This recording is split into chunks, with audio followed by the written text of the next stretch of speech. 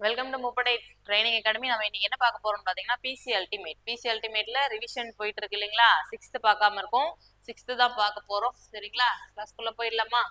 ரிவிஷன்றதுனால கொஞ்சம் வேகமா போயிடலாம். வேகமா பார்த்துட்டே வாங்க. நீங்களும் கூடவே கொஸ்டினுக்கு ஆன்சர் சொல்லிட்டே வாங்க. சரி, ஃபர்ஸ்ட் கொஸ்டின் பார்க்கலாம். இது ஃபுல்லாவே 6th சயின்ஸ் தான். 6th கெமிஸ்ட்ரி, பிசிக்ஸ், பயாலஜி மூணுமே இருக்கும். 6th ஃபுல்லா கவர் பண்ற மாதிரி எடுத்திருக்கு. சரியா? தானியங்கி வாகனங்கள் கடக்கும் தொலைவை கணக்கிடுவதற்கு பயன்படுத்தப்படும் கருவி எது? அதாவது தானியங்கி வாகனங்கள்ல கடக்குது இல்லையா, அதோட தொலைவை எதை வச்சு கணக்கிடுறாங்கன்னா ஓடோமீட்டர் அப்படின்னு சொல்லக்கூடிய, அதாவது ஒரு வாகனத்துல இப்படி இருக்கும் இல்லையா, மீட்டர் போட்டிருப்பாங்க இல்லையா, அதாவது இந்த வேகமானி அப்படின்னு சொல்லக்கூடிய கருவி. இதுல கிலோமீட்டர் குறிக்கும். 10, 20, 30. அதாவது நம்ம ஒரு வண்டி ஓட்டுறோம் அப்படின்னா அது எவ்வளவு வேகத்துல போகுது அப்படின்னு கணக்கிடக்கூடியது வந்து ஸ்பீடோமீட்டர். எவ்வளவு ஸ்பீடு போகுது அப்படின்னு சொல்லக்கூடியது ஸ்பீடோமீட்டர். அது எவ்வளவு ஒரு வாகனம் நம்ம வாங்கினது வந்து எவ்வளவு தொலைவு கடந்திருக்குது அப்படின்னு சொல்லி, இப்போ ஒரு 1000 கிலோமீட்டர் அப்படிலாம் இங்க இருக்கும் இல்லையா, இதை பார்த்திருப்பீங்க. இதுதான் வந்து ஓடோமீட்டர் அப்படின்னு சொல்லுவோம். இதுக்கு பேர் ஓடோமீட்டர். எவ்வளவு ஸ்பீடு போகுது அப்படின்னு காமிக்கும் இல்லையா, இதுக்கு பேர் ஸ்பீடோமீட்டர். அதே மாதிரி அனிமோமீட்டர் அப்படின்றது என்னன்னு பாத்தீங்கன்னா காற்றின் வேகத்தை அளவிடக்கூடிய ஒரு கருவி. காற்றின் வேகம். ஓகே, கொஸ்டின் பாருங்க. நீரில் கரையும் வைட்டமின்கள் யாவை? வைட்டமின்கள் பத்தி படிச்சிருப்போம் இல்லையா, ABCDEK அப்படின்னு சொல்லி வைட்டமின்கள். இதுல நீரில் கரையும் வைட்டமின்கள் எதுன்னு பாத்தீங்கன்னா B மற்றும் C. நீரில் கரையும் வைட்டமின் எதுன்னா B மற்றும் C. கொழுப்பில் கரையக்கூடியது எதுன்னு சொல்லுவோம் ADEK. இந்த 4 விட்டமின்களும் கொழுப்பில் கரையக்கூடிய விட்டமின்கள் அப்படின்னு சொல்லுவோம். ஓகே, அடுத்த கொஸ்டின் பார்க்கலாம். அடுத்தது பாருங்க, 3வது கொஸ்டின். வெங்காயத்தை வெட்டும் போது நம் கண்ணில் கண்ணீர் வருவதற்கு காரணமான வேதிப்பொருள் எது? வெங்காயம். இந்த கொஸ்டின் நம்ம ஏற்கனவே கெமிஸ்ட்ரி செஷன் பார்க்கும்போது பார்த்திருப்போம் இல்லையா. வெங்காயத்தை வெட்டும் போது நம்ம கண்ணுல கண்ணீர் வர்றதுக்கு காரணம் எதுன்னு பாத்தீங்கன்னா propane thial S oxide. Propane thial S oxide. இதை படிச்சிருப்போம். ஏன் அப்படின்னா தண்ணி வருதுன்னு பாத்தீங்கன்னா அந்த வெங்காயத்தை நறுக்கும் போது அதுல இருக்கக்கூடிய அந்த செல்கள்லாம் சிதைவடைஞ்சு ப்ரப்பேன் தயால் எஸ் ஆக்சைடு அப்படின்னு சொல்ற ஒரு வேதிப்பொருள் வந்து பரவும் காத்துல. அது வந்து நம்மளோட கண்கள்ல பட்டு நமக்கு எரிச்சல் உணர்வை கொடுக்குது அப்படின்னு சொல்லி பார்த்தோம் இல்லையா. ஓகே, அடுத்த கொஸ்டின் பார்க்கலாம். 4வது கொஸ்டின் பாருங்க. புவியை சுற்றி வரும் நிலவின் இயக்கம் டேஷ் இயக்கம் ஆகும். புவியை சுற்றி வரும் நிலவின் இயக்கம். நிலவு வந்து பூமியை சுத்திக்கிட்டு இருக்கு இல்லையா, அது எவ்வளவு நாள் சுத்துன்னு பாத்தீங்கன்னா ஒரு 27 நாள்ல சுத்தி வந்துடும். அதே மாதிரி எந்த பாதையில சுத்தி வரும்னா வட்ட பாதையில சுத்தி வரும். அது மாதிரி ஒரு சீரான கால இடைவெளியில வட்ட பாதையில சுத்துது. அதனால என்ன சொல்லணும்னா சீரான வட்ட இயக்கம். சீரான வட்ட இயக்கம் அப்படின்னு சொல்லுவோம். அதே மாதிரி கால ஒழுங்கற்ற இயக்கம். ஒரு கால இடைவெளியே இல்லாம எப்ப வேணாலும் நடக்கக்கூடிய ஒரு இயக்கம் கால ஒழுங்கற்ற இயக்கம் சொல்லுவோம். இதுக்கு என்ன எக்ஸாம்பிள் சொல்றாங்கன்னா காத்துல கொடி அசைகிறது, அதே மாதிரி இப்படி இப்படி பறந்து பறந்து போறது, அதெல்லாம் ஒரு சீரா இருக்காது இல்லையா, எப்பயோ வேணாலும் நடக்கலாம். அதனால இதெல்லாம் கால ஒழுங்கற்ற இயக்கம் சொல்லுவோம். அதே மாதிரி வளைவு பாதை இயக்கம். வளைவு, அதாவது ஒரு இப்ப சைக்கிள்ல சுத்தி வரும், சைக்கிள் ஓட்டுறோம் அப்படின்னா ஒரு வளர்ச்சி பாதையில சுத்தி வரும் இல்லையா, அது வந்து வளைவு பாதை இயக்கம் அப்படின்னு சொல்லலாம். அதே மாதிரி அலைவு இயக்கம், ஊசல் ஆடுறோம் இல்லையா, அது வந்து அலைவு இயக்கம். முன்னும் பின்னுமான இயக்கம் வந்து அலைவு இயக்கம் அப்படின்னு சொல்லுவோம்.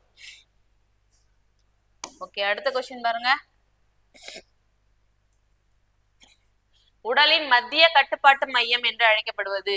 உடலின், அதாவது நம்மளோட உடலை மத்திய கட்டுப்பாட்டு மையம் அப்படின்னு சொல்லி எது சொல்றோம்னு பாத்தீங்கன்னா மூளை இல்லையா. நம்மளோட உடல் நம்ம செய்யக்கூடிய எல்லா செயல்களுக்கும் எதுதான் நமக்கு வந்து கட்டளை கொடுக்கும் அப்படின்னு பாத்தீங்கன்னா மூளை. அதனாலதான் அது வந்து மத்திய கட்டுப்பாட்டு மையம் அப்படின்னு சொல்றோம். சரிங்களா? அதே மாதிரி சிறுநீரகத்தன்னு சொல்லுவோம் கழிவு நீக்க உறுப்பு அப்படின்னு சொல்லுவோம். நுரையீரல் வந்து சுவாச உறுப்புன்னு சொல்லுவோம். இதயம் என்ன சொல்லுவோம், நம்மோட ரத்தத்தை உந்தி தள்ளுகின்ற ஒரு வேலையை செய்யக்கூடிய ஒரு அமைப்பு அப்படின்னு சொல்லுவோம். இதுக்கோட பேரெல்லாம் இப்படி சொல்லுவாங்க, இதையும் தெரிஞ்சுக்கோங்க. அடுத்த கொஸ்டின் பார்க்கலாம். பொறுத்துக்க. அடுத்தது பாத்தீங்கன்னா பொறுத்துக்க. வெப்பம், வெப்பநிலை, மின்னோட்டம், மின்னூட்டம், இதோட அலகுகள் கேட்டிருக்காங்க. இப்ப வெப்பத்தின் அலகு என்ன சொல்லணும்னு பாத்தீங்கன்னா வெப்பத்தின் அலகு ஜூல். வெப்பம் ஒரு வகையான ஆற்றல் இல்லையா, அப்ப ஆற்றலின் அலகு எல்லாமே ஜூல் சொல்லுவோம். அப்ப வெப்பத்தின் அலகு ஜூல். வெப்பநிலையின் அலகு என்ன சொல்லுவோம் கெல்வின். வெப்பநிலையின் எஸ்ஐ அலகு கெல்வின். வெப்பநிலைக்கு 3 விதமான அலகுகள் இருக்குன்னு பார்த்திருக்கோம் இல்லையா, செல்சியஸ், ஃபாரன்ஹீட், கெல்வின். இதுல வெப்பநிலையின் எஸ்ஐ அலகு கெல்வின் தான் சொல்லணும். அதே மாதிரி மின்னோட்டத்தின் அலகு என்னன்னு சொல்லுங்கன்னா ஆம்பியர். மின்னூட்டத்தின் அலகு கூலும். ஓகேவா? அப்ப என்ன ஆப்ஷன் வரும்னு பாருங்க. ஃபர்ஸ்ட் ஒன் வந்து 4, 3, 2, 1. எங்க இருக்கு பாருங்க, லாஸ்ட் ஒன் 4, 3, 2, 1. ஓகே, அடுத்த கொஸ்டின் பார்க்கலாம்.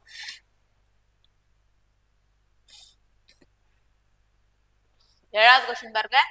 ஆக்சிஜன் வாயுவை கண்டறிந்தவர். ஆக்சிஜன் வாயுவை கண்டறிந்தவர் யாருன்னா ஜோசப் பிரிஸ்லி. இது நம்ம படிச்சிருக்கோம் இல்லையா, ஜோசப் பிரிஸ்லி தான் ஆக்சிஜன் வாயுவை கண்டறிஞ்சாரு. ஆனா ஆக்சிஜன் பெயர் வச்சவர் யாரு, ஆக்சிஜன் என்ற பெயர் வைத்தவர் லவாய்சியர். அதே மாதிரி லவாய்சியர் வந்து காற்று ஒரு கலவை அப்படின்னு சொல்லி அவர் தான் கண்டுபிடிச்சாரு. அப்போ ரெண்டு கூற்றுகளுமே சரிதான். அப்ப ஆக்சிஜன் வாயுவை கண்டறிந்தவரும் ஜோசப் பிரிஸ்லி கரெக்ட் தான். ஆக்சிஜன் என்று பெயர் வைத்தவர் லவாஷியர், இரண்டுமே சரிதான். அப்போ ரெண்டு கூற்றுகளும் சரி. அதே மாதிரி நைட்ரஜனை கண்டறிந்தவர் யார் அப்படின்றத நீங்க கமெண்ட்ல சொல்லுங்க. இதையும் அப்படியே கூடவே ரீகால் பண்ணிட்டே வந்துருங்க. ஒரு அதோட ரிலேட்டடா இருக்கிறத அப்படியே நீங்க படிச்சுட்டே வந்துடலாம். ஓகே, அடுத்து 8வது கொஸ்டின் பாருங்க. உலர் பனிக்கட்டி என்பது, உலர் பனிக்கட்டி அப்படின்றது என்னன்னு பாத்தீங்கன்னா திட கார்பன் டை ஆக்சைடு. திட கார்பன் டை ஆக்சைடு, அதாவது கார்பன் டை ஆக்சைடு வாயு இல்லையா, இது என்ன பண்றாங்கன்னா ஒரு குறிப்பிட்ட வெப்பநிலைக்கு குளிர்விக்கிறாங்க. அதிகப்படியான குளிர்விக்கும் போது இது என்னவா மாறும்னா சாலிட் ஐஸா மாறும். ட்ரை ஐஸ் அப்படின்னு சொல்லுவாங்க. சாலிட் ஐஸ் அதாவது பனிக்கட்டியா மாறும். அதாவது வாயுவை குளிர்விச்சு ஐஸ் கட்டியா மாத்துவாங்க. இதுக்கு பேர் தான் திட, அதாவது உலர் பனிக்கட்டி அப்படின்னு சொல்லுவாங்க. சாலிட் ஐஸ் அப்படின்னு சொல்லக்கூடியது உலர் பனிக்கட்டி. சரிங்களா? இது எதுக்காக யூஸ் ஆகுது அப்படின்னு பாத்தீங்கன்னா, அதாவது பொருட்கள், அதாவது மீன், அந்த மாதிரி இறைச்சி இதெல்லாம் இருக்கு இல்லையா, இதெல்லாம் கெடாம வைக்கிறதுக்காக அதை பாதுகாக்க வைக்கலாம். அந்த உலர் பனிக்கட்டியை வச்சு அதுல வந்து நுண்ணுயிரிகள் வளராம பாதுகாக்கும். அதே மாதிரி இந்த திட கார்பன் டை ஆக்சைடு எதுக்காக எக்ஸாம்பிள் சொல்லலாம்னா பதங்கமாதலுக்கு எக்ஸாம்பிளாகவும் சொல்லலாம். சரியா? அடுத்த கொஸ்டின் பாருங்க. விசையின் எஸ்ஐ அலகு என்ன? விசையின் எஸ்ஐ அலகு என்ன? நியூட்டன். படிச்சிருப்போம் இல்லையா, நிறைய வாட்டி படிச்சிருக்கோம். விசையின் எஸ்ஐ அலகு நியூட்டன். அதே மாதிரி இந்த கிலோகிராம் மீட்டர் எதுனா அடர்த்தியின் எஸ்ஐ அலகு. அடர்த்தி படிக்கிறோம் இல்லையா, அடர்த்தியோட எஸ்ஐ அலகு கிலோமீட்டர், மீட்டர். இதெல்லாம் என்னன்னா அதாவது தொலைவின் எஸ்ஐ அலகு மீட்டர் படிச்சிருப்போம் இல்லையா, அதோட அடுத்து அதாவது துணை அலகு, பன்மடங்கு அலகுகள் சொல்லுவோம் இல்லையா, மீட்டர், கிலோமீட்டர், அந்த மாதிரி படிச்சிருப்போம் இல்லையா, அதுதான். அடுத்த கொஸ்டின் பாருங்க. அயோடின் குறைபாட்டால் குழந்தைகளுக்கு ஏற்படும் நோய் எது? அயோடின் குறைபாடு. அயோடின் எங்க இருக்கு? சரின்னு சொன்னோம் இல்லையா, அயோடின் எதுல இருக்குன்னா நம்ம சாதாரணமா எடுத்துக்கக்கூடிய உப்பு, அதே மாதிரி கடல்ல இருந்து கிடைக்கக்கூடிய உணவுப் பொருட்கள், இதுல எல்லாம் அயோடின் சத்து அதிகமா இருக்குது. இந்த அயோடின் குறைபாடுனால குழந்தைகளுக்கு என்ன நோய் ஏற்படும் அப்படின்னு பாத்தீங்கன்னா கிரிட்டினிசம். பெரியவர்களுக்கு என்ன ஏற்படும்? முன்கழுத்து கழலை, காய்டர் அப்படின்னு சொல்லக்கூடிய முன்கழுத்து கழலை நோய் ஏற்படும். அதே மாதிரி ஆஸ்டியோ மலேசியா அப்படின்றது பாஸ்பரஸ் தனிமம் குறைபாட்டினால, தனிமங்கள் நம்ம உடலுக்கு தேவையான தனிமங்கள் பத்தி படிச்சிருப்போம் இல்லையா, அதுல ஆஸ்டியோ மலேசியா அப்படின்றது பாஸ்பரஸ் குறைபாட்டினால வரும். தைராய்டு அப்படின்றது என்ன? அதுதான் அயோடின் குறைபாட்டினால நமக்கு இருக்கக்கூடிய தைராய்டு அப்படின்ற அந்த சுரப்பி வந்து ஒழுங்கா அதோட சுரக்காது. அதுதான் வந்து அயோடின் குறைபாட்டினால ஏற்படும். இது ஒரு நோய் இல்ல, இது ஒரு சுரப்பியோட பேர். ஓகே, அடுத்து பாருங்க. இயற்கை வாயுவில் பெரும்பான்மையான பகுதி பொருட்கள் எவை? அதாவது இயற்கை வாயு, இயற்கையில நம்ம எடுக்கக்கூடிய இந்த சிஎன்ஜி, பயோகேஸ் இதெல்லாம் சொல்றோம் இல்லையா, கம்ப்ரஸ்டு நேச்சுரல் கேஸ், பயோகேஸ், உயிரி வாயு அப்படின்னு சொல்லக்கூடியது. இதுல எல்லாம் என்ன அதிகமா இருக்கும்? அதாவது பெரும்பான்மையான பகுதி பொருள் என்ன அப்படின்னு பாத்தீங்கன்னா மீத்தேன். அதாவது மீத்தேன் எவ்வளவு இருக்கும்னு பாத்தீங்கன்னா 80 இருந்து 90% அளவுக்கு மீத்தேன் தான் இருக்கும். இதே மாதிரி இதுல ப்ரொப்பேன், பியூட்டேன், ஈத்தேன், பென்டேன் இது எல்லாமும் இருக்குதான், ஆனா அளவுல கம்மியா இருக்கும். அது அளவு வந்து இது 80 இருந்து 90% இருக்குன்னா இதெல்லாம் ரொம்ப அளவு கம்மியா இருக்கும். இதனாலதான் வந்து பெரும்பான்மையா இருக்கக்கூடியது எதுன்னு கேட்டாங்கன்னா மீத்தேன் தான் சொல்லலாம். அதே மாதிரி இந்த பயோகேஸ் பத்தியும் கேட்பாங்க. உயிரி வாயுவில் முதன்மையாக தனிமம் எது அப்படின்னு கேட்பாங்க. அப்ப என்னதான் சொல்லணும்? மீத்தேன் தான் சொல்லணும். சிஎன்ஜிலையும் பாத்தீங்கன்னா மீத்தேன் தான். ஓகே, சதுப்பு நில வாயு அப்படின்னு கொஸ்டின் கேட்பாங்க. சதுப்பு நில வாயு எதுன்னு கேட்டாலும் மீத்தேன் தான். அதுக்கு அடுத்ததான் பாருங்க. துணி துவைக்கும் இயந்திரம் மூலம் ஈரம் நிறைந்த துணிகளில் இருந்து நீரை வெளியேற்றி அவற்றை உலர்த்த பயன்படுத்தப்படும் விசை எது? அதாவது துணி வாஷிங் மிஷின்ல எல்லாம் போடுறோம் இல்லையா, அப்ப என்ன பண்ணோம், உள்ள மிஷின் இருக்கும், சுத்தி அந்த துணி வந்து ஓர தள்ளும். அது என்னன்னா மைய விலக்கு விசை அப்படின்னு சொல்லுவோம். மையத்துல இருந்து விலகி வரக்கூடிய ஒரு விசை, மைய விலக்கு விசை. இதுதான், இந்த விசைதான் நம்மளோட வாஷிங் மிஷின்ல எல்லாம் பயன்படக்கூடிய விசை. அதே மாதிரி நம்ம தயிர்ல இருந்து வெண்ணெய் எடுக்கிறோம் இல்லையா, வெண்ணெய் எடுத்து வெண்ணெயில இருந்து நெய் காசுவாங்க. அதுக்கு பயன்படக்கூடிய முறை என்னன்னு பாத்தீங்கன்னா மைய விலக்கு விசை தான். அதே மாதிரி மைய நோக்கு விசைக்கு என்ன எக்ஸாம்பிள் அப்படின்றத நீங்க கமெண்ட்ல சொல்லுங்க. ஓகே,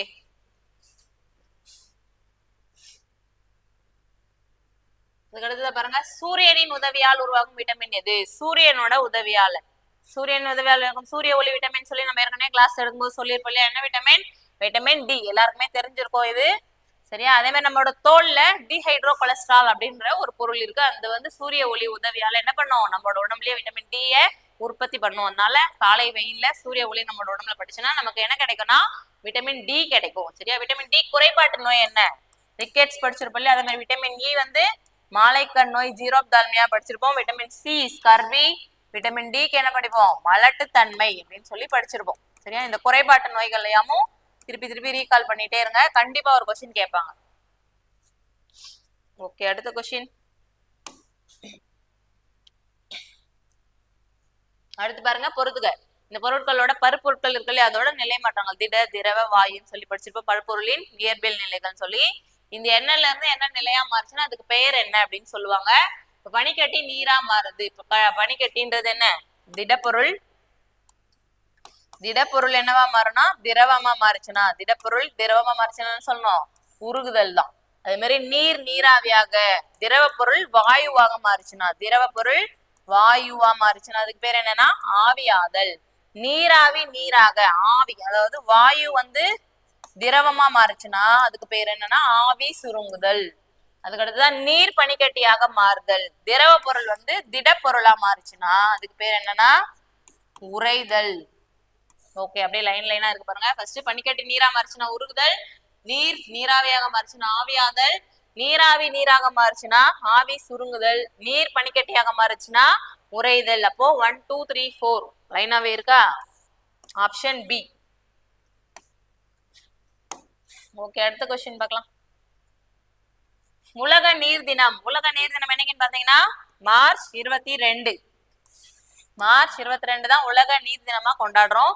நம்மளோட பூமியில இருக்கக்கூடிய நீரை 100% அப்படி எடுத்துக்கிறோம்னு வச்சுக்கோங்களேன். மொத்தமா 100% நீர் இருக்குது அப்படின்னு பாத்தீங்கன்னா இதுல 97% நீர் எங்க இருக்குன்னு பாத்தீங்கன்னா பெருங்கடல்கள்லயும் கடல்கள்லயும் உப்பு நீரா இருக்கும். அதாவது கடல் நீர் எல்லாமே உப்பு இருக்கு இல்லையா, இப்ப பெருங்கடல்கள்லயும் கடல்கள்லயும் 97% நீர் வந்து உப்பு நீராவே இருக்கு.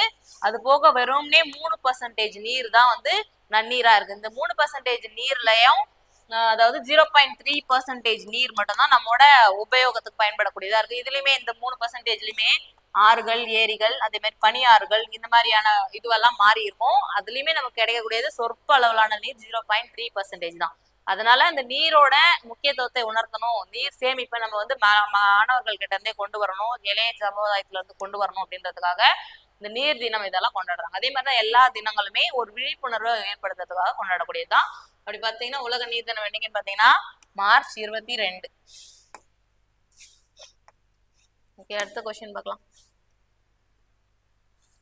அதுக்கு அடுத்தது பாருங்க, மலமிளக்கியாக பயன்படுவது எது? மலமிளக்கி அப்படின்னா நமக்கு அதாவது மோஷன் போறதுக்கு கஷ்டமா இருக்கும் இல்லையா, அந்த டைம்ல மலமிளக்கையாக பயன்படக்கூடிய மருந்தா எது பயன்படுதுன்னு பாத்தீங்கன்னா இந்த மூலிகையில சோற்று கற்றாழை, கற்றாழை அலோவேரா அப்படின்னு சொல்லக்கூடிய இந்த சோற்று கற்றாழை பயன்படுது. அதே மாதிரி துளசி. துளசி எதுக்காக, நம்ம குழந்தைங்களுக்கு எல்லாம் சளி வந்துச்சுன்னா துளசி கசக்கி கொடுப்பாங்க, பாத்துருப்பீங்க இல்லையா. வேம்பு வந்து கொசு விரட்டி, கொசு விரட்டிகள் எல்லாம் செய்யறது பயன்படுது. அதே மாதிரி மஞ்சள் வந்து கிருமி நாசினியாகவும், அழகு சாதனம், அழகு அதாவது பெண்கள் எல்லாம் அழகுபடுத்திக்கிறதுக்காக மஞ்சள் போடுவாங்க இல்லையா, இதுக்காக பயன்படுது. அதே மாதிரி இந்த சோற்று கற்றாழை இருக்கு இல்லையா, அலோவேரா அப்படின்னு சொல்லக்கூடியது, இதோட அறிவியல் பெயர் என்ன அப்படின்றத கமெண்ட்ல சொல்லுங்க. ஓகே, அடுத்த கொஸ்டின் பார்க்கலாம். தவறான இணையை காண்க. இதுல தவறான இணை எது அப்படின்னு கேட்டிருக்காங்க. ஃபர்ஸ்ட் ஒன் பாருங்க, கால்சியம். கால்சியம் அப்படின்னு பாத்தீங்கன்னா இந்த தாது உப்புக்கள் நம்ம படிச்சோம் இல்லையா, என்னென்ன தாது உப்புக்கள் குறைபாட்டுனால என்னென்ன நோய்கள் வரும்னு படிச்சோம். அதுல இப்ப என்ன கேட்டிருக்காங்கன்னா கால்சியம், பாஸ்பரஸ், அயோடின், இரும்பு சத்து 4மே கொடுத்துருக்காங்க. இதுல எது தவறா பொருந்தி இருக்கு அப்படின்னு கேட்பாங்க. கால்சியம் பாத்தீங்கன்னா எலும்பு மற்றும் பற்களுக்கு தேவையான கால்சியம் சத்து தான் இல்லையா, அப்போ வலுவான எலும்புகள் மற்றும் பற்கள், இது கரெக்டா தான் இருக்கு. அடுத்ததா பாஸ்பரஸ். பாஸ்பரஸும் வந்து எலும்பு மற்றும் பற்களுக்கு தேவையானதா தான் இருக்கும். ஆஸ்டியோபோரோசிஸ் படிச்சிருப்போம் இல்லையா, ஆஸ்டியோ மலேசியா அப்படின்னு. அப்போ இது இல்ல, மூளை வளர்ச்சி இல்ல. அதுக்கு அடுத்தது அயோடின் பாருங்க, அயோடின் தைராய்டு ஹார்மோன் தொகுப்பு, இது பார்த்துட்டோம். தைராய்டு ஹார்மோன் ஒழுங்கா ஃபங்க்ஷன் ஆகணும்னா நமக்கு என்ன சத்து தேவைன்னா அயோடின் இல்லையா, அப்போ இதுவும் கரெக்ட் தான். அடுத்ததா பாருங்க, இரும்பு சத்து, ஹீமோகுளோபின் உருவாக்கும். நம்மளோட உடம்புல ரத்த சிவப்பணுக்கள் இருக்கு இல்லையா, அதுல இருக்கக்கூடிய அந்த ஹீமோகுளோபின் என்ன கொடுக்கும் நமக்குன்னு பாத்தீங்கன்னா இரும்பு சத்து. அது குறையும் போது என்ன நோய் வரும் அப்படின்றத கமெண்ட்ல சொல்லுங்க. ஓகே, அப்ப என்ன தவறானது என்னன்னு பாத்தீங்கன்னா பாஸ்பரஸ், மூளை வளர்ச்சி, இதுதான் தவறான இணை. தவறான இணை தானே கேட்டிருக்காங்க. ஒரு கொஸ்டின் பேப்பர் நீங்க கொஸ்டினா எடுக்கிறீங்க படிக்கிறீங்க அப்படின்னா கொஸ்டினை முதல்ல நல்லா தெளிவா படிங்க. இது தவறான இணையா சரியான இணையானே பார்க்காம கூட ஆன்சர் பண்றதுக்கு நிறைய வாய்ப்புகள் இருக்கும். அதனால பொருந்தாத இணை அப்படின்னு கொடுத்துட்டாங்கன்னா அந்த டைம்ல நம்ம எப்படி படிப்போம், பொருந்தியது அப்படி படிச்சிருவோம், இல்ல நம்மளோட மைண்ட் செட்டே அப்படி இருக்கும்.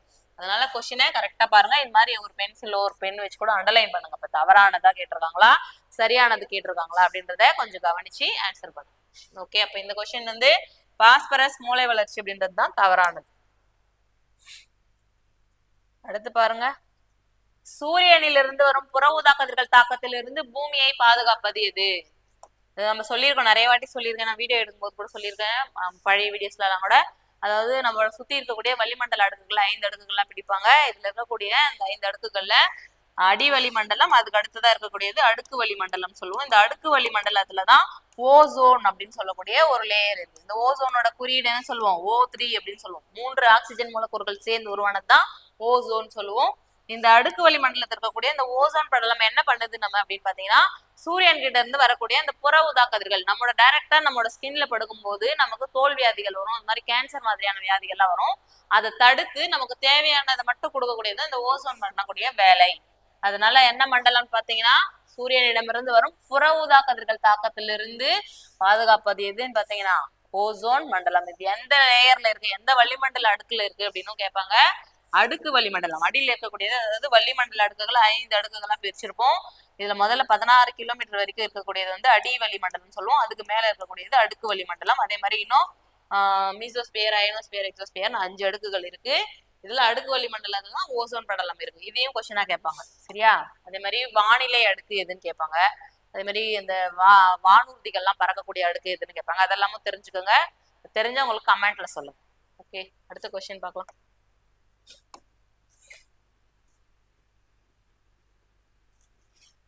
அடுத்து பாருங்க, ஆணிவேர் தொகுப்பிற்கு பொருந்தாத தாவரம் எது?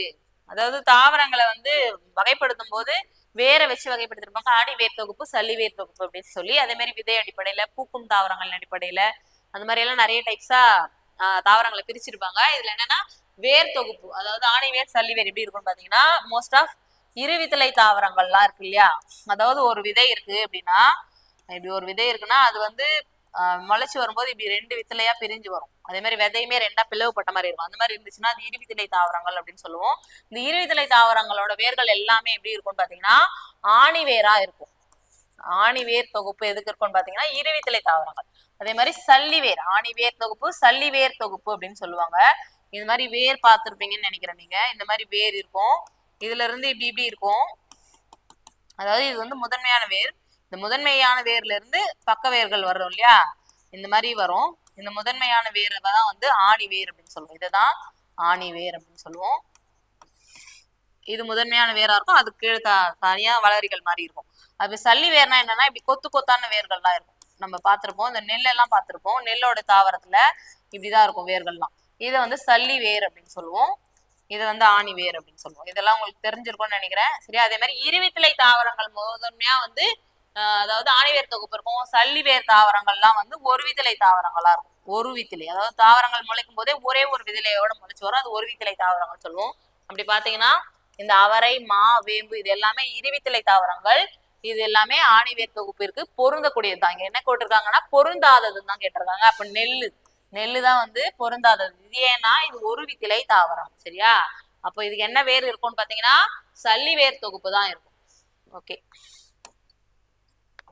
அடுத்த கொஸ்டின் பாருங்க. நீங்க என்ன கேட்டிருக்காங்க பாருங்க, பொறுத்துக. வைட்டமின்கள் குறைபாட்டு நோய்கள், இதையும் நம்ம பார்த்துட்டோம், ஃபர்ஸ்ட் கிளாஸ்ல பார்த்தோம் இல்லையா? வைட்டமின்கள் அதோட குறைபாட்டு நோய்கள் பார்த்துட்டு சொல்லியிருக்காங்க. அப்ப வைட்டமின் பியோட குறைபாட்டு நோய் என்னன்னு பாத்தீங்கன்னா பெரிபெரி. ஓகே, வைட்டமின் சியோட குறைபாட்டு நோய் ஸ்கர்வி. வைட்டமின் டிக்கு ரிக்கெட்ஸ். வைட்டமின் இக்கு மலட்டுத்தன்மை. இப்பதான் சொல்லிட்டு வந்தோம். Vitamin B beriberi, vitamin C scurvy, vitamin D rickets, vitamin E மலட்டுத்தன்மை. வேற எதுக்கும் ரிக்கெட்ஸ் படிச்சோம்? கனிமங்கள் தாது உப்பு குறைபாட்டுல கால்சியம் குறைபாட்டுனாலும் என்னதான் வரும்னு பாத்தீங்கன்னா ரிக்கெட்ஸ் தான் வரும் இல்லையா? படுத்திருப்போம். விட்டமின் டினாலும் கால்சியம் தான், அது ரிக்கெட்ஸ் தான். கால்சியம் குறைபாட்டுனால வரக்கூடியது ரிக்கெட்ஸ். அதே மாதிரி விட்டமின் டியோட வேதியியல் பெயர் என்னன்னு கேட்டாங்கன்னா கால்சிஃபெரால்னு சொல்லுவோம். அதாவது கால்சியம் அப்படின்னாலே விட்டமின் டி. அதே மாதிரி சன்லைட் விட்டமினும் கால்சியம் சாரி விட்டமின் டி தான் இல்லையா? ஓகே, இப்போ என்ன ஆப்ஷன் வரும்? ஃபர்ஸ்ட் ஒன்னுக்கு வந்து 3, 2, 1, 4. 3, 2, 1, 4. Option B. ஓகே, அடுத்த கொஸ்டின் பார்க்கலாம்.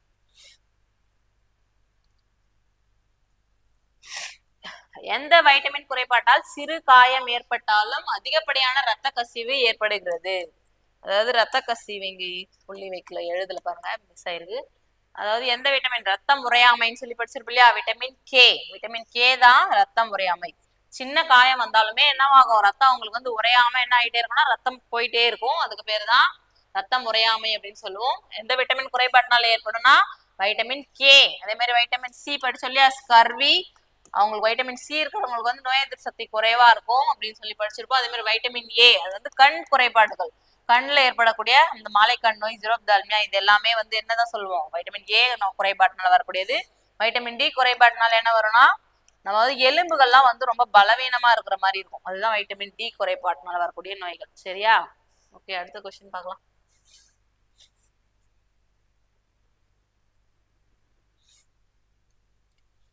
இங்க பாருங்க, அடுத்து ஹீமோகுளோபின் உற்பத்திக்கு காரணமான தாது உப்பு. ஹீமோகுளோபின் எங்க இருக்கு சொல்லியிருக்கோம் இல்லையா, ரத்தத்தோட, நம்மளோட ரத்தத்துல 3 விதமான அணுக்கள் இருக்கு. ரத்த வெள்ளை அணுக்கள், சிவப்பணுக்கள், ரத்த தட்டுக்கள் அப்படின்னு சொல்லி 3 இருக்கு இல்லையா.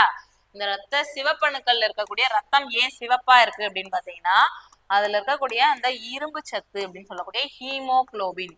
ஹீம் அப்படின்னாலே அது வந்து இரும்பை குறிக்கும் அப்படின்னு சொல்லி படிச்சிருப்பீங்கன்னு நினைக்கிறேன்.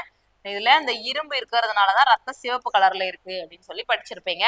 அதே மாதிரி இந்த செவ்வாய்க்கோள் இருக்கு இல்லையா, நம்ம கோள்கள் பத்தி படிக்கிறோம் 8 கோள்கள், அதுல செவ்வாய்க்கோள் வந்து சிவப்பு கோளா இருக்கும். ஏன் அப்படின்னு பாத்தீங்கன்னா அதுல இரும்பு ஆக்சைடு அதிகமா இருக்கும்னு சொல்லி படிச்சிருப்பீங்க இல்லையா, சிவப்பு நிற கோள் அப்படின்னு சொல்லி. ஏன் அப்படின்னா அப்ப சிவப்பு இருந்தா அங்க என்ன இருக்கும்னா இரும்பு இருக்கும் அப்படின்னு ஞாபகம் வச்சுக்கோங்க. இது ஒரு அதாவது ரெண்டுத்தையும் கனெக்ட் பண்ணிக்கிறதுக்காக சொல்றேன். சிவப்பு அப்படின்னா அங்க இரும்பு இருக்கும். அப்போ ஹீமோகுளோபின் உற்பத்திக்கு காரணமான தாது உப்பு எதுன்னு பாத்தீங்கன்னா இரும்பு, அயன். இரும்பு சத்து குறைபாட்டினால என்ன நோய் வரும்னு பார்த்தோம் நம்ம, ரத்த சோகை, அனிமியா அப்படின்னு சொல்லக்கூடிய ரத்த சோகை நோய் வரும். அதே மாதிரி கால்சியம் வந்து ரிக்கெட்ஸ் படிச்சோம், இப்பதான் சொல்லிட்டே வரும். அடுத்ததான் பாஸ்பரஸ் வந்து ஆஸ்டியோமலேசியா அப்படின்னு சொல்லக்கூடிய ஒரு நோய் வரும். அடுத்தது அயோடின், தைராய்டு ஹார்மோன் ஒழுங்கா சுரக்கணும் அப்படின்னா அதுக்கு என்ன சத்து தேவை, அயோடின் சத்து தேவைன்னு சொல்லி படிச்சுமா. Okay, done. அடுத்த கொஸ்டின் போலாம். அடுத்து பாருங்க, மராஸ்மஸ் குவாஷியோகர் என்பது, இதையும் சொல்லிட்டோம், இதையும் படிச்சுட்டு இருப்போம் இல்லையா, நம்ம ஏற்கனவே பார்த்ததுதான். என்ன எல்லாரும் ஆன்சர் போட்டீங்களா? புரத குறைபாட்டு நோய். இது ரெண்டுமே எதனால வரக்கூடிய நோய்னா புரத குறைபாட்டு நோய் தான், குவாஷியோகர், மராஸ்மஸ். இது ரெண்டுத்துக்கும் ஒரு டிஃபரன்ஷியேட் கொடுத்துருப்பாங்க. குவாஷியோகர் அப்படின்றது 1 to 5 வயது குழந்தைக்கு வரக்கூடியதாகவும், மராஸ்மஸ் அப்படின்றது பச்சிளம் குழந்தைகளுக்கு வரக்கூடியதாக இருக்கும். இதை கொஞ்சம் வித்தியாசம் பண்ணி பிரிச்சு படிங்க. ஓகே, அடுத்து பாருங்க, பொறுத்துக. என்ன கேட்டிருக்காங்கன்னா செல்லோட உறுப்புகள். செல்லுன்னா என்னன்னு தெரியலையா, நம்மளோட உயிரினங்களின் அடிப்படை செயல் அலகு செல் அப்படின்னு சொல்லுவோம். செல்கள்லாம் சேர்ந்துதான் ஒரு திசுவை உருவாக்கும். திசுக்கள் சேர்ந்து என்ன பண்ணும், ஒரு உறுப்பை உருவாக்கும். உறுப்பெல்லாம் சேர்ந்து உறுப்பு மண்டலம், உறுப்பு மண்டலங்கள்லாம் சேர்ந்துதான் ஒரு முழு உயிரினமா மாறும் அப்படின்னு சொல்லி படிச்சிருப்போம் இல்லையா. அப்போ இந்த செல் அப்படின்றதுதான் உயிரினங்களின் அடிப்படை செயல் அலகு. அடிப்படையா என்னன்னா செல் அதை வச்சுதான் ஒரு ஒரு உறுப்பா ஆர்கனா வளர்ந்து வரும். அப்ப அந்த செல்ல இருக்கக்கூடிய அந்த நுண்ணுறுப்புகள் இருக்கு இல்லையா, அதோட தொழில், அதோட வேலைகள்லாம் என்ன அப்படின்னு பார்க்க போறோம். இப்ப செல்லின் ஆற்றல் மையம் எதை சொல்றோம், மைட்டோகாண்ட்ரியா. எல்லாருமே எக்ஸாம் கிட்ட வந்துச்சு, எல்லாருமே படிச்சுட்டு இருப்பீங்க. நான் ரொம்ப டெப்தா போகல, அதனாலதான். ஏன்னா எல்லாருமே படிச்சு ரிவிஷன் பண்ற டைம்ல தான் இருக்கீங்க. இப்ப நான் புதுசா வந்து கிளாஸ் எடுக்க வேண்டிய அவசியம் இருக்காது இல்லையா உங்களுக்கு, அதனால சொல்லல. செல்லின் ஆற்றல் மையம் என்னன்னு பாத்தீங்கன்னா மைட்டோகாண்ட்ரியா. செல்லின் கட்டுப்பாட்டு மையம் என்ன சொல்லுவோம், உட்கரு. செல்லின் உணவு தொழிற்சாலை எது சொல்லுவோம், பசுங்கணிகம். அதே மாதிரி செல்லின் சேமிப்பு கிடங்கு நுண்குமிழ்கள். இதே மாதிரி இன்னொன்னு இருக்கு, செல்லின் தற்கொலை பை என்ன அப்படின்றதையும் கமெண்ட்ல சொல்லுங்க. அப்ப என்ன ஆப்ஷன் வரும் பாருங்க, ஆற்றல் மையம் அப்படின்றது மைட்டோகாண்ட்ரியா 2, கட்டுப்பாட்டு மையன்றது உட்கரு 4, உணவு தொழிற்சாலை 3, சேமிப்பு கிடங்கு வந்து நுண்குமிழ்கள். அப்போ 2, 4, 3, 1 அப்படின்றதுதான் ஆன்சர். இப்போ செல்லின் தற்கொலை பை எதுன்றத கமெண்ட்ல சொல்லுங்க. அதுக்கு அடுத்தது பாருங்க, சிறுநீரகத்தின் அடிப்படை செயல்திறன் அலகு. இப்ப சொன்னா இல்லையா உயிரினங்களின் அடிப்படை செயல்திறன் அலகு செல் அப்படின்னு, அதே மாதிரி சிறுநீரகத்தோட அடிப்படை, சிறுநீரகம் ஒழுங்கா செயல்படணும், அது அடிப்படையா என்ன இருக்கும் அப்படின்னு பாத்தீங்கன்னா நெஃப்ரான்கள். அதிகப்படியான நெஃப்ரான்கள். இதுதான் வந்து என்ன பண்ணா ரத்தத்துல இருக்கக்கூடிய அந்த சத்துக்கள் எல்லாம் பிரிச்சு அனுப்பிட்டு கழிவு நீக்க பொருளா நம்மளோட யூரினை வெளியேற்றக்கூடிய வேலை செய்யக்கூடியது நெஃப்ரான் தான். சிறுநீரகத்தின் அடிப்படை செயல்திறன் அலகு அப்படின்னு சொல்லுவோம். அதே மாதிரி நியூரான்கள் இருக்கு இல்லையா, இது நரம்பு மண்டலத்தின் அடிப்படை செயல் அலகு. இந்த மாதிரி ஒரு 3 கொஸ்டின் இருக்கு, 3-4 கொஸ்டின் இருக்கும், இதெல்லாம் கேட்பாங்க. சரிங்களா, உயிரினத்தின் அடிப்படை செயல் அலகு செல்லு, சிறுநீரகத்தின் அடிப்படை செயல் அலகு நெஃப்ரான், நரம்பு மண்டலத்தின் அடிப்படை செயல் அலகு நியூரான்கள். இது ரெண்டும் கொஞ்சம் குழம்பிட போறீங்க. இது சிறுநீரகம்னா நெஃப்ரான் வரணும், நரம்பு மண்டலம்னா தான் நியூரான் வரும். ஓகேவா, இது ஞாபகம் வச்சுக்கோங்க. அதே மாதிரி இந்த டென்ட்ரைடுகள், சைட்டான்கள் இது எல்லாமே நரம்பு மண்டலத்துல வரக்கூடிய ஒரு வகையான இதுதான். சரியா, ஓகே, அடுத்த கொஸ்டின் பார்க்கலாம். அடுத்து பாருங்க, சுற்றுச்சூழல் படிச்சிருப்போம் இல்லையா, அந்த லெசன்ல இருந்து ஒரு கொஸ்டின். உற்பத்தியாளர்கள் அதாவது நுகர்வோர்கள், சிதைப்பவைகள். உயிரினங்களை தனக்கு தேவையான உணவை தானே உற்பத்தி செஞ்சுச்சுன்னா அது உற்பத்தியாளர்கள்னு சொல்லுவோம் இல்லையா. அந்த உற்பத்தியாளர்கள் எதை சொல்லுவோம்னா தாவரங்கள். தாவரங்களால மட்டும்தான் தனக்கு தேவையான உணவை தானே தயாரிச்சுக்க முடியும். அப்போ ஃபர்ஸ்ட் ஒன் வந்து தாவரங்கள். நுகர்வோர்கள் அதாவது தாவரங்களை சார்ந்து வாழக்கூடிய உயிரினங்களை நுகர்வோர்கள் அப்படின்னு சொல்லுவோம். அந்த நுகர்வோர்கள்லயே தாவர உண்ணிகள், விலங்கு உண்ணிகள், அனைத்து உண்ணிகள் அப்படி சொல்லி பிரிப்போம். அதே மாதிரி சிதைப்பவைகள்னு இருக்கு. இந்த சிதைப்பவைகள் நுகர்வோர்கள் என்ன சொல்றோம்னா மான், புலி. இதெல்லாம் என்ன பண்ணுனா இப்போ மான் என்ன பண்ணா தாவரங்களை சார்ந்து வாழும். புலி என்ன பண்ணுனா இந்த மானு இதெல்லாம் வேட்டையாடி சாப்பிடும் இல்லையா. அப்போ தாவரங்களையும் சார்ந்து வாழக்கூடியதை சார்ந்து வாழ, அதாவது முதல் நிலை நுகர்வோர், இரண்டாம் நிலை நுகர்வோர், இதெல்லாம் படிச்சிருப்பீங்கன்னு நினைக்கிறேன். இப்ப நுகர்வோர்கள்னாவே மான், புலி இதெல்லாம் வந்துடும். அடுத்து சிதைப்பவைகள், இறந்த உயிரினங்கள் எல்லாம் சிதைச்சு அதுல இருந்து தனக்கு தேவையான உணவை எடுத்து வாழக்கூடியவை தான் சிதைப்பவைகள் சொல்லுவோம். அது என்னன்னா பாக்டீரியாக்கள், பூஞ்சைகள். சரியா, பாக்டீரியா, பூஞ்சை இது எல்லாமே சிதைப்பவைகளுக்கு எடுத்துக்காட்டு. அதாவது இறந்த ஒரு உயிரினங்கள் இருக்குன்னா அது சிதைச்சிடும். மண்ணில் போட்டு நம்ம சிதைக்குது இல்லையா, அது என்ன சிதைக்கும்னா இந்த பாக்டீரியா, பூஞ்சை இதெல்லாம் தான். அப்ப ஆன்சர் என்னன்னா உற்பத்தியாளர் தாவரங்கள் தான், நுகர்வோர்கள் மான், புலி, சிதைப்பவைகள் பாக்டீரியாக்கள், பூஞ்சைகள். 1, 2, 3 ஆப்ஷன் ஏ. ஓகே,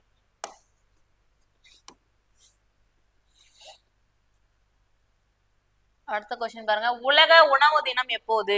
இதை சொன்ன இல்லையா, ஒவ்வொரு தினங்களும் ஒவ்வொரு நாள் கொண்டாடுறாங்க. இருக்காங்கன்னா அதோட முக்கியத்துவம் தான். இப்போ உணவே கிடைக்காம உலகத்துல எவ்வளவு பேர் இருக்காங்க.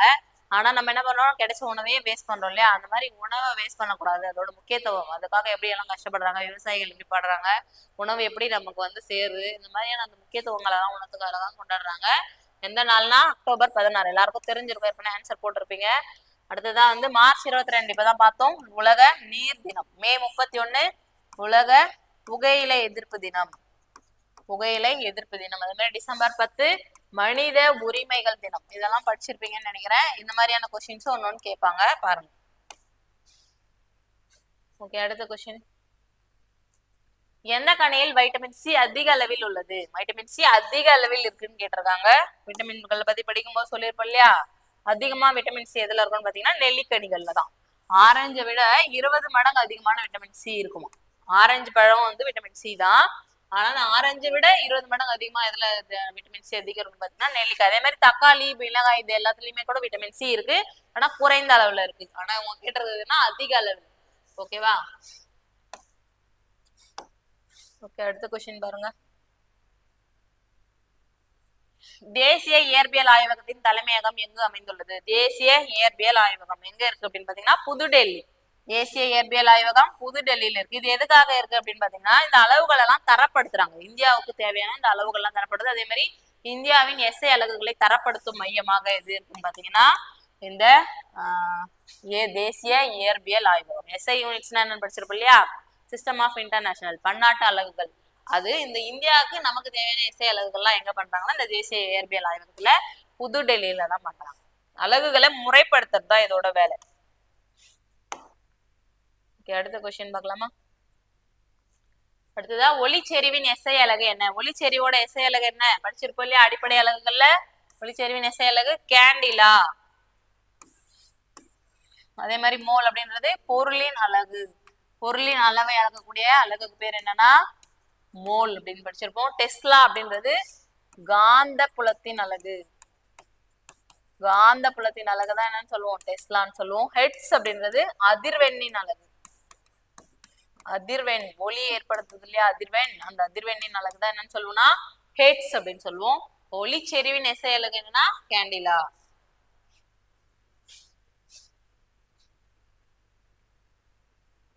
அடுத்து பாருங்க, பிட்யூட்டரி சுரப்பி. இது என்னன்னா சுரப்பிகள், நாளமில்லா சுரப்பிகள் சொல்லி படிச்சோம் இல்லையா. இது எந்தெந்த சுரப்பிகள் எங்கெங்க இருக்கு அப்படின்ற மாதிரி பொறுத்துக்க சொல்லி கேட்டிருக்காங்க. இப்ப பிட்யூட்டரி சுரப்பி எங்க இருக்கும்னு பாத்தீங்கன்னா மூளையின் அடிப்பகுதி. கரெக்ட் தான். அடுத்ததான் தைராய்டு சுரப்பி என்னன்னு பாத்தீங்கன்னா கழுத்து. அடுத்து தைமஸ் சுரப்பி மார்பு கூடு. இதுவும் கரெக்ட் தான். கணையம் வயிற்றின் அடிப்பகுதி. அதே மாதிரி மூளையோட அடிப்பகுதியில இன்னொரு சுரப்பி இருக்கு, அது என்ன அப்படின்றத கமெண்ட்ல சொல்லுங்க. இப்ப பாத்தீங்கன்னா பிட்யூட்டரி மூளையின் அடிப்பகுதி லைனாவே இருக்கு இல்லையா. தைராய்டு கழுத்து, தைமஸ் சுரப்பி மார்பு கூடு, கணையம் வந்து வயிற்றின் அடிப்பகுதி. 1 2 3 4 ஆப்ஷன் ஏ. ஓகே, அடுத்த கொஸ்டின் பாருங்க. ஒரு பொருளை வெப்பப்படுத்தும் போது அதனுடைய எடை என்னவாகும்? ஒரு பொருளை ஏதோ ஒரு பொருள் நம்ம வெப்பப்படுத்துறோம் அப்படின்னா என்ன ஆகும்னா அதோட மூலக்கூறுகள் இருக்கும் இல்லையா, அந்த பொருள் இருக்கக்கூடிய அந்த மூலக்கூறுகள்லாம் அதிர்வடையும் ஒரு விதமான இயக்கத்தை உண்டாக்கும். அதே மாதிரி அதோட வெப்பநிலை உயரும். ஆனா என்ன கேட்டிருக்காங்கன்னா எடையை பத்தி கேட்டிருக்காங்க. எடை வந்து என்ன ஆகாது, மாறாது. வெப்பநிலை உயரலாம், அதோட மூலக்கூறுகளோட இயக்கங்கள் மாறலாம், ஆனா எடை மட்டும் என்னவா மாறாது, மாறாது. அதோட பொருளை வெப்பப்படுத்தினா அதோட எடையை ஏதாச்சும் பார்க்க போதா, ஒன்னாக போதில்ல. அப்போ எடை மாறாது அப்படின்றதுதான் ஆன்சர். அப்ப வெப்பநிலைன்னு கேட்டாங்க இந்த இடத்துல, பொருளை வெப்பப்படுத்தும் போது அதனுடைய வெப்பநிலை என்னவாகும்னு கேட்டாங்கன்னா வெப்பநிலை உயர்ந்தான். ஏன்னா வெப்பப்படுத்துறோம் இல்லையா, அப்போ அதோட வெப்பநிலை அதிகரிக்கும் அப்படின்னு சொல்லலாம். அடுத்த கொஸ்டின் பாருங்க. கீழ்கண்டவற்றுள் எது நற்கடத்தி, இதுல எது நற்கடத்தி அப்படின்னு கேட்டிருக்காங்க. அதே மாதிரி மின்சாரத்தை கடத்துறதா இருந்தாலும் சரி, வெப்பத்தை கடத்துவதா இருந்தாலும் சரி, நற்கடத்தி எதுன்னு பாத்தீங்கன்னா வெள்ளி. வெள்ளியை தான் வந்து நற்கடத்தி அப்படின்னு சொல்லுவோம். இப்போ மின்சார கம்பிகள் எல்லாம் ஏன் நம்ம செம்பு பயன்படுத்துறோம், வெள்ளி பயன்படுத்தலாம் இல்லையா? ஏன் பயன்படுத்துறோம் அப்படின்னா செம்புவோட வெள்ளி வந்து விலை அதிகம், அதனாலதான் வெள்ளியை பயன்படுத்தாம எதை பயன்படுத்துறோம், செம்பு. அதே மாதிரி அலுமினியம் கூட கடத்தும். ஒயர்ல எல்லாம் பார்த்துருப்பீங்க, செம்பு ஒயர், அலுமினியம் ஒயர் அந்த மாதிரி எல்லாம் வரும். அது எல்லாமே மின்சாரத்தை கடத்தக்கூடிய கடத்திகள் தான். அதுல நற்கடத்தி எதுன்னு கேக்குறாங்க. அதிகமா கடத்தக்கூடியது எதுன்னு பாத்தீங்கன்னா வெள்ளி தான். ஆனா அது வந்து என்னன்னா காஸ்ட்லியான மெட்டல் இல்லையா, வெள்ளி தங்கம் இதெல்லாம். அதனாலதான் வெள்ளியை பயன்படுத்தாம செம்பு பயன்படுத்துறோம் நம்ம, சரியா? அதே மாதிரி இதெல்லாம் பாத்தீங்கன்னா வெப்பத்தை கடத்தாது, மின்சாரத்தையும் கடத்தாது. ஓகே, மின்சாரத்தை தான் மெயினா இங்க பேஸ் பண்ணி கேட்டிருக்கிறது எதுன்னு பாத்தீங்கன்னா மின்சாரம் தான். அப்ப மரம் வந்து மின்சாரத்தை கடத்தாது, காகிதமும் கடத்தாது, நெகிழி பிளாஸ்டிக் இதுவும் வந்து மின்சாரத்தை கடத்தாது. ஓகே, அடுத்த கொஸ்டின் பாருங்க. எஸ்ஐ அலகு பொறுத்துக. அதாவது காலம், காலத்தோட எஸ்ஐ அலகு என்னன்னு பாத்தீங்கன்னா பொறுத்துக தான் கேட்டிருக்காங்க. காலத்தின் எஸ்ஐ அலகு வினாடி தான். படிச்சோம் இல்லையா? அடிப்படை அலகுகள் 7 படிச்சிருப்போம் இல்லையா? நீளம், நிறை, நீளம், நிறை, காலம், வெப்பநிலை, மின்னோட்டம், பொருளின் அளவு, ஒளிச்செறிவு இப்படி சொல்லி படிச்சிருப்போம் இல்லையா? அந்த 7 அலகுகளை பத்தி கேட்டிருக்காங்க. காலத்தின் அலகு என்னதுல அளக்கணும்னா எஸ்ஐ அலகுன்னு பாத்தீங்கன்னா வினாடி தான். தொலைவோட எஸ்ஐ அலகு மீட்டர் தான். இதுவும் அப்படியே இருக்கு. வெப்பம், வெப்பத்தோட அலகு தான் கேட்டிருக்காங்க. வெப்பத்தின் எஸ்ஐ அலகு ஜூல் தான். ஆனா இது அடிப்படை அலகுல வராது. அடிப்படை அலகுல என்ன வரும்னா வெப்பநிலையின் அலகுன்னு வரும், சரியா? வெப்பநிலையின் எஸ்ஐ அலகு என்னன்னா கெல்வின்னு சொல்லி வரும். வெப்பத்தின் எஸ்ஐ அலகு ஜூல் தானா. பொருளின் அளவு மோல். ஓகேவா? அப்போ லைனாவே இருக்கா, 1 2 3 4. Option B. இப்போ காலத்தின் அலகு வினாடி, தொலைவின் அலகு மீட்டர், வெப்பத்தின் அலகு ஜூல், பொருளின் அளவு மோல். வெப்பநிலையின் அலகுன்னு கேட்டா கெல்வின் சொல்லணும், வெப்பத்தின் அலகுன்னு கேட்டா என்ன சொல்லணும், ஜூல் அப்படி சொல்லணும்.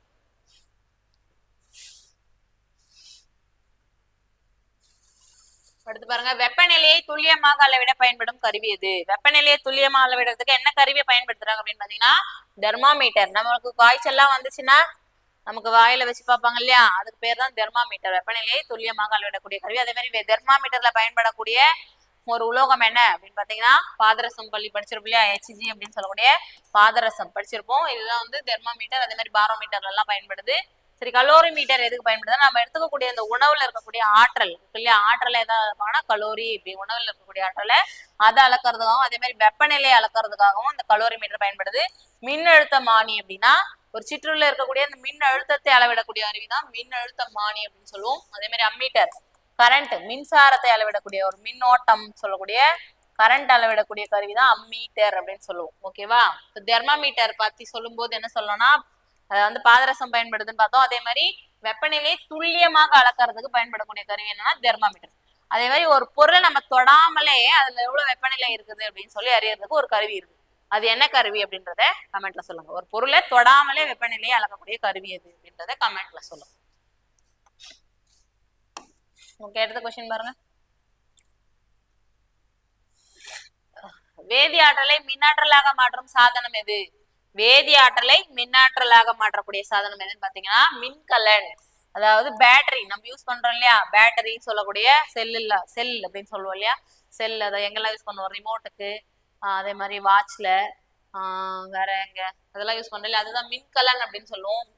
இது கடிகாரத்துல எல்லாம் யூஸ் பண்ணுவோம். அது என்ன பண்ணுது அப்படின்னா அதுல இருக்கக்கூடிய வேதி ஆற்றலை மின் ஆற்றலாக மாற்றி நமக்கு கொடுக்குது, சரியா? அதே மாதிரி மின்விசிறி என்ன பண்ணும் அப்படின்னு பாத்தீங்கன்னா அங்கேயே வந்து மின் ஆற்றல் தான் இருக்கு. மின் ஆற்றல் என்ன ஆற்றலா மாறும்னு பாத்தீங்கன்னா இயக்க ஆற்றலா மாறும். நம்ம கரண்ட் கொடுக்குறோம், அது என்ன பண்ணுதுன்னா அது இயங்குது. அப்போ மின் ஆற்றல் இயக்க ஆற்றலாக மாறுகிறது. சூரிய மின்கலன்.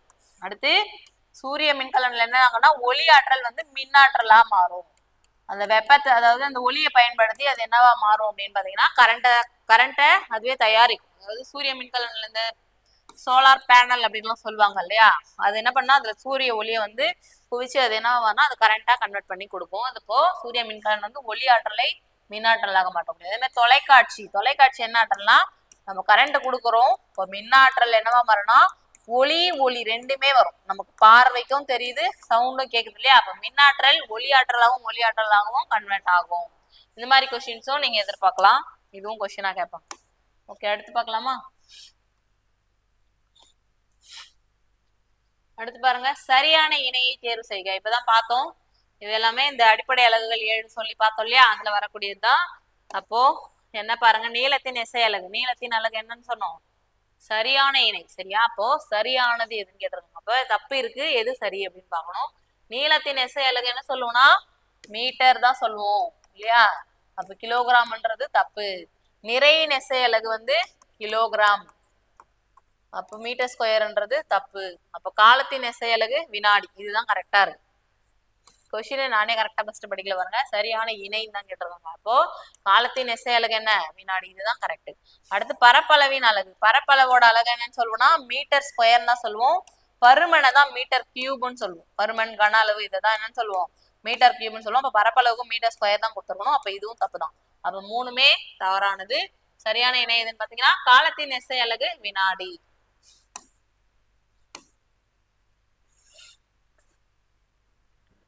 அடுத்து பாருங்க, ஒளிச்சேர்க்கையின் போது சூரிய ஒளியை உறிஞ்ச பயன்படுவது எது? ஒளிச்சேர்க்கை தெரியும் இல்லையா, அதாவது தாவரங்கள் தனக்கு தேவையான உணவை தானே தயாரிச்சுக்கும், அதுதான் உற்பத்தியாளர்கள் சொல்லி இப்பதான் ஒரு கொஸ்டின் பார்த்தோம் இல்லையா. அப்ப அந்த மாதிரி தயாரிச்சுக்கக்கூடிய அந்த ப்ராசஸுக்கு பேர் தான் என்னன்னா ஒளிச்சேர்க்கை. தனக்கு தேவையான உணவை தானே தயாரிக்கும், அதுக்கு பேர் தான் ஒளிச்சேர்க்கைன்னு சொல்லுவோம். இதுல இந்த சூரிய ஒளி எது உறிஞ்சும், இலைகள்ல இருக்கக்கூடிய அந்த பச்சையம் அப்படின்னு சொல்லக்கூடிய ஒரு நிறமி, இதுதான் வந்து இந்த சூரிய ஒளியை உறிஞ்சும். அதாவது வளிமண்டலத்துல இருக்கக்கூடிய கார்பன் டை ஆக்சைடு, தாவரங்கள் வேர் மூலியமா உறிஞ்சக்கூடிய இந்த நீர், இது ரெண்டும் சேர்ந்து வினைபுரிஞ்சு சூரிய ஒளி முன்னிலையில, சூரிய ஒளி இருக்கும்போது தான் நடைபெறும். இப்ப இலைகள்ல இருக்கக்கூடிய அந்த பச்சையம் கூட வினை புரிஞ்சு என்னவா மாறும்னா அதுக்கு தேவையான உணவா மாறும். குளுக்கோஸ் C6H12O6 ஆக்சிஜன் வாயுவை வெளிவிடும் அப்படின்னு சொல்லி படிச்சிருப்போம். ஒளிச்சேர்க்கையின் சமன்பாடு படிச்சிருப்போம் இல்லையா. அப்போ அந்த சூரிய ஒளியை உறிஞ்சக்கூடிய வேலை எது செய்யுது அப்படின்னு பாத்தீங்கன்னா இந்த பச்சையம். பச்சையத்துல இருக்கக்கூடிய அந்த நிறமிக்கு பேர் என்ன அப்படின்றத கமெண்ட்ல சொல்லுங்க. பச்சையா இருக்கு இல்லையா, அது காரணமான நிறமி எது அப்படின்றத கமெண்ட்ல சொல்லுங்க. ஓகே, அடுத்த கொஸ்டின் பார்க்கலாம். செல் என்ற வார்த்தையை உருவாக்கியவர் யார்? செல் அப்படின்ற வார்த்தையை முதல்ல உருவாக்குனவர் யார் அப்படின்னு பாத்தீங்கன்னா ராபர்ட் ஹூக். இவர் தான் செல் அப்படின்றது ஒரு சிறிய அறை மாதிரி இருக்கு அப்படின்னு சொல்லி முதல்ல சொன்னவர் இவர் தான். அதே மாதிரி ஆண்டன் வான் லூவன்பூக், இவரும் ராபர்ட் கோச், ரெண்டு பேருமே பாக்டீரியாவியலின் தந்தைன்னு சொல்லுவாங்க. ரெண்டு பேருமே வருவாங்க. ஒரு சின்ன மாற்றம் இருக்கும், அது என்ன அப்படின்றத நீங்க கமெண்ட்ல சொல்லுங்க. ஆண்டன் வான் லூவன்பூக் யாரு, ராபர்ட் கோச் யார் அப்படின்றதையும் சொல்லுங்க. அதே மாதிரி லவாய்ஷியர் பார்த்தோம் இல்லையா, காற்று ஒரு கலவைன்னு கண்டுபிடிச்சவரு லவாய்ஷியர்னு பார்த்துட்டோம். ஓகே, அடுத்த கொஸ்டின் பார்க்கலாம். அடுத்து பாருங்க, பொறுத்துக கேட்டிருக்காங்க. வளைவு பாதை இயக்கம், அதாவது இயக்கங்கள் பத்தி படிச்சோம் இல்லையா, சீரான இயக்கம், அலைவு இயக்கம், கால ஒழுங்கு இயக்கம், கால ஒழுங்கற்ற இயக்கம்னு அதுல இந்த மேட்ச் பண்ண சொல்லி கொடுத்துருக்காங்க.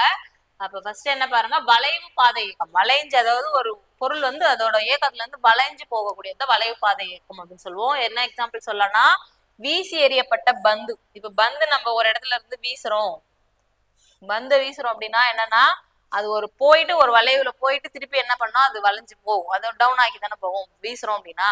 அதுதான் வந்து வளைவு பாதை இயக்கத்துக்கு எக்ஸாம்பிளா சொல்லலாம். அடுத்தது வட்டப்பாதை இயக்கம். வட்டம்னா அதாவது ரவுண்டா, அதோட இயக்கம் எப்படி இருக்குன்னா ரவுண்டா இருக்கும். இப்ப அது என்ன எக்ஸாம்பிள்னா கயிற்றின் முனையில் கட்டப்பட்டு சுழற்றப்படும் கல். ஒரு கயிற்றுல இப்படி ஒரு கல்லு கட்டிட்டு சுத்தறோம்னா இப்படி ரவுண்டா தான் சுத்தும் இல்லையா, அப்ப அதுக்கு என்ன இயக்கம் இருக்குன்னா வட்டப்பாதை இயக்கம் தான். ஓகேவா. அடுத்ததா தற்சுழற்சி இயக்கம். தற்சுழற்சி இயக்கம்னா என்னன்னா தன்னைத்தானே சுத்திக்கிட்டு, ஏதோ ஒரு அச்சை வந்து மையமா வச்சு தன்னைத்தானே சுத்திக்கிட்டு சுத்தும், அதுக்கு பேர் தான் தற்சுழற்சி இயக்கம் அப்படின்னு சொல்லுவோம். அப்போ பம்பரத்தின் இயக்கம், பம்பரம் என்ன பண்ணும், அப்படி ஒரு அச்சு இருக்கும் இல்லையா, அதை வச்சுதான் அப்படியே சுத்தும் இல்லையா, அப்போ ஒரு அச்சை மையமா வச்சு சுத்தக்கூடியதுதான் தற்சுழற்சி இயக்கம் சொல்லுவோம். அடுத்ததா அலைவு இயக்கம். அலைவு இயக்கம்னா என்னன்னா ஏதோ ஒரு புள்ளிய மையமா வச்சு முன்னும் பின்னும் இப்படி போகக்கூடியது, இப்படி போகும், அப்படி போச்சுன்னா அதுக்கு பேர் தான் என்னன்னா அலைவு இயக்கம் அப்படின்னு சொல்லுவோம். அதுக்கு ஊஞ்சல் ஆடுறோம் இல்லையா, இங்க இருந்து இப்படி போவோம் இப்படி வரும், இதுதான் வந்து அலைவு இயக்கம் அப்படின்னு சொல்லுவோம். சரியா, அப்ப என்ன ஆப்ஷன் வரும் பாருங்க. வளைவு பாதை இயக்கத்துக்கு என்ன எக்ஸாம்பிள்னா வீசி எறியப்பட்ட பந்து. வட்டப்பாதை இயக்கத்துக்கு வந்து கயிற்றின் முனையில் கட்டப்பட்டு சுழற்றப்படும் கல். அடுத்ததான் தற்சுழற்சி இயக்கம் வந்து பம்பரத்தின் இயக்கம், அலைவு இயக்கம் வந்து தனி ஊசல். அப்போ 2 3 1 4 ஆப்ஷன் டி 2 3 1 4. ஓகே, அடுத்த கொஸ்டின் பாருங்க. அடுத்ததா வேதிப்பெயர் வேதி வாய்ப்பாடு கொடுத்துருவாங்க. பொருட்களோட வேதி பெயரும் வேதி வாய்ப்பாடும் இதான chemical formulas. Okay, first one பாருங்க, ஜிப்சம். ஜிப்சம் படிச்சிருப்போம் இல்லையா, நிறைய வாட்டி நானே சொல்லியிருக்கேன்னு நினைக்கிறேன். Gypsum calcium sulphate dihydrate CaSO4.2H2O. அடுத்ததா எப்சம். எப்சம்ன்றது MgSO4.7H2O மெக்னீசியம் சல்ஃபேட் ஹெப்டாஹைட்ரேட். அடுத்ததா பாரிஸ் வந்து கால்சியம் சல்ஃபேட் டைஹைட்ரேட். அடுத்ததா பீனால் C6H5OH. இதுதான். ஓகேவா, நிறைய சொல்லிட்டு இல்லையா, இதோட யூசேஜஸ் எல்லாம் சொல்லியிருக்கேன், ஒரு வாட்டி ரீகால் பண்ணி பாருங்க. ஓகே, அப்ப ஆப்ஷன் என்ன வரும்னு பாத்தீங்கன்னா 2 3 1 4. இதுவும் ஆப்ஷன் டி தான். ஃபர்ஸ்ட் ஒன் வந்து 2, செகண்ட் ஒன் வந்து 3, தேர்ட் ஒன் வந்து 4. 2 3 1 4. ஓகே, அடுத்த கொஸ்டின் பாருங்க. பிரைன் என்பது எதன் அடர் கரைசல் ஆகும்? பிரைன் அப்படின்றது எதோட கரைசல் பாத்தீங்கன்னா சோடியம் குளோரைட். நம்ம சாதாரண உப்பு அப்படி சொல்றோம் இல்லையா, அதோட அடர் கரைசல். அதை வந்து அதிகமா அடர் கரைசலா உருவாக்குறதுக்கு பேர் தான் பிரைன் அப்படின்னு சொல்லுவோம், சோடியம் குளோரைடு. அதே மாதிரி கால்சியம் கார்பனேட், சுனாமுக்கல் அப்படின்னு சொல்லுவோம் இல்லையா, அதுதான் கால்சியம் கார்பனேட். சோடியம் கார்பனேட் படிச்சிருப்போம் இல்லையா, Na2CO3 சலவை சோடா அப்படின்னு சொல்லுவோம். Calcium nitrate. இதோட யூசேஜஸ் என்னன்னு எனக்கும் தெரியல. ஓகே, இது வரல, நிறைய இடத்துல வரல. ஓகே, அடுத்து பார்க்கலாம். அதே மாதிரி சிவப்பு எறும்பின் கொடுக்கில் உள்ள அமிலம் எது? சிவப்பு எறும்பு, எறும்பு தேனி எல்லாம் குடிச்சுன்னா நமக்கு வலி எரிச்சல் உண்டாகும் இல்லையா, அதுக்கு என்ன காரணம்னா அதோட கொடுக்குல ஒரு அமிலம் இருக்குது, அதோட நம்ம உடம்புக்குள்ள செலுத்தும் போது நமக்கு வலி எரிச்சலையும் கொடுக்குது. அது காரணமான அமிலம் என்னன்னு பாத்தீங்கன்னா ஃபார்மிக் அமிலம். சிவப்பு எறும்பு தேனி ரெண்டுமே சொல்லலாம். அதே மாதிரி குளவி பத்தியும் கொடுத்துருப்பாங்க உங்களோட புக்ல. குளவி கடிச்சுன்னா நமக்கு உடம்புல என்ன பொருள் செலுத்தப்படுது அப்படின்றத கமெண்ட்ல சொல்லுங்க. அதே மாதிரி தேனி இந்த சிவப்பெரும்பு கட்டுச்சுன்னா ஃபார்மிக் அமிலம் உள்ள போகும். அந்த அமிலத்தை நடுநிலை ஆக்கிறதுக்கு சுண்ணாம்பு சொல்றோம் இல்லையா, காரம், அது வந்து ஒரு காரம். அந்த காரத்தை வச்சு நம்ம தேய்ச்சோம்னா அந்த வலி எரிச்சல குறையும். ஏன் அங்கன்னா அங்க வந்து நடுநிலையாக்கல் வினை நடைபெறுது. அமிலமும் காரமும் சேர்ந்து வினை புரிஞ்சு நடுநிலையாகி என்ன கொடுக்கணும், நமக்கு உப்பையும் நீரையும் கொடுக்கணும், படிச்சிருப்போம் இல்லையா. அப்போ இங்க இந்த அமிலம் உள்ள போது அதை நடுநிலையாக்கிறதுக்கு நம்ம என்ன சேர்க்கிறோம்னா காரம், சுண்ணாம்பு சேர்க்கிறோம். சரியா, அதே மாதிரி குளவி கடிச்சிச்சுன்னா என்ன பொருள் நம்மளோட உடம்புக்குள்ள செலுத்தப்படுது அப்படின்றத கமெண்ட்ல சொல்லுங்க. அடுத்து பாருங்க, சோப்பு தயாரிக்க சேர்க்கப்படும் வேதிப்பொருள் எது? சோப்பு தயாரிக்கிறதுக்கு என்ன சொல்லுவோம், சோடியம் ஹைட்ராக்சைடு NaOH. இது வந்து ஒரு வகையான காரம். ஹைட்ராக்சைடு குரூப் இருந்துச்சுன்னா அது என்ன சொல்லுவோம்னா காரம் அப்படின்னு சொல்லுவோம் இல்லையா. ஹைட்ரஜன் இருந்துச்சுன்னா H+ அயனிகள் கொடுத்துச்சுன்னா அமிலம் சொல்லுவோம். OH- அயனிகள் வெளியேற்றுச்சுன்னா அது என்ன சொல்லுவோம்னா காரம் அப்படின்னு சொல்லி படிச்சோம் இல்லையா, அமிலம் காரம் பத்தி. அப்ப இது NaOH, சோடியம் ஹைட்ராக்சைடு அப்படின்றது ஒரு காரம். இதுதான் சோப்பு தயாரிக்க பயன்படுத்தப்படும் வேதிப்பொருள் அப்படின்னு சொல்லுவோம். அதே மாதிரி வேற ஒண்ணு இருக்கு, என்னன்னா பொட்டாசியம் ஹைட்ராக்சைடு அப்படின்னு சொல்லுவோம். இதை வந்து காஸ்டிக் பொட்டாஷ், எரி பொட்டாஷ்னு சொல்லுவாங்க. அதே மாதிரி இதை வந்து காஸ்டிக் சோடா, எரி சோடா அப்படின்னு சொல்லுவாங்க. அதாவது வணிக ரீதியான பெயர்கள் இதெல்லாம். ஓகேவா, இது ரெண்டுமே சோப்பு தயாரிக்க பயன்படுதும். அதே மாதிரி இது வந்து சலவை சோப்பு தயாரிக்கவும், இது வந்து குளியல் சோப்பு தயாரிக்கவும் பயன்படும் அப்படின்னு சொல்லி படிச்சிருப்பீங்க.